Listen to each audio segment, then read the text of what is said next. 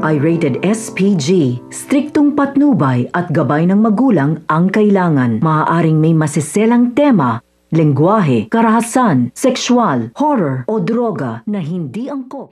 Naging makatotohanan nga ang pagpaparamdam nga nito ni Lolo Pepe dito kay Giselle kung saan makikita na nga raw at makakasama niya na nga ang kanyang anak. Kaya naman na hindi inaasahang pagkakataon, hindi nga naging maganda ang unang pagkikita nga nila dahil hindi nga kilala nga nito ni Giselle ang kanyang anak dahil buong akala nga nito ay wala na nga ito ng matagal na panahon. Kaya naman nang dumating nga itong si Eric, dito na nga niya nagtapat na huwag nga saktan ng kanyang anak.